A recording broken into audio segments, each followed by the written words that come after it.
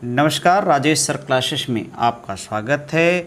इस वीडियो में जीव विज्ञान के एक महत्वपूर्ण टॉपिक अंतःस्रावी ग्रंथियों पर चर्चा होगी, क्योंकि ये बोर्ड एग्जाम 10 और 12 दोनों में प्रायः पूछा जाता है। तो प्रश्न किस प्रकार से पूछा जाता है, पहले प्रश्न को देखें, उसके बाद जानते हैं कि अंतःस्रावी ग्रंथियाँ क्या होती हैं।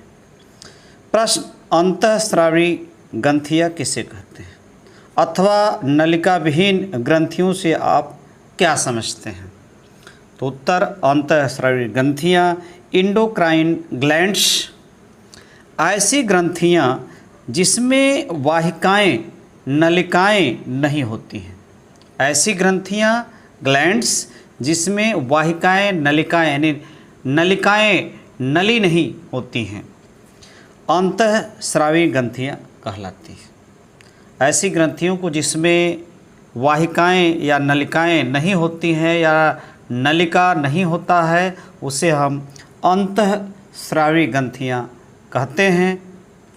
इन ग्रंथियों को नलिका विहीन ग्रंथियां भी कहते हैं। इन ग्रंथियों को हम नलिका विहीन ग्रंथियां भी कहते हैं। अंतःस्रावी ग्रंथियां नलिका के अभाव के कारण अपने स्राव हार्मोन्स को सीधे रुधिर में छोड़ती हैं।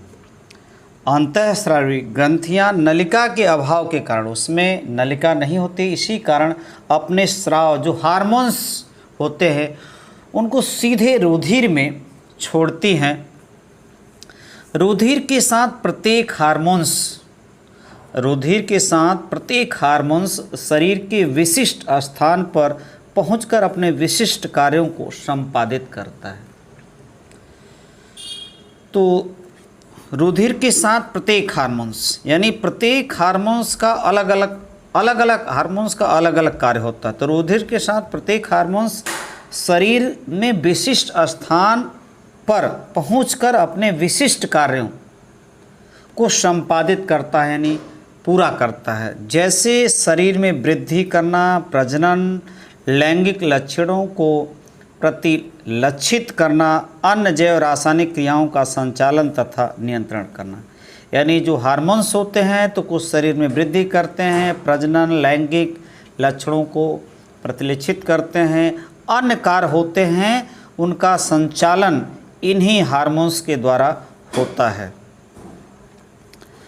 प्रमुख अंतःस्रावी ग्रंथियाँ तो देखिए, पीयूष ग्रंथि होती है, थायराइड ग्रंथि होती है, पैराथायराइड ग्रंथि होती है, जनन ग्रंथि होती है, अधिवृक्क ग्रंथि इत्यादि।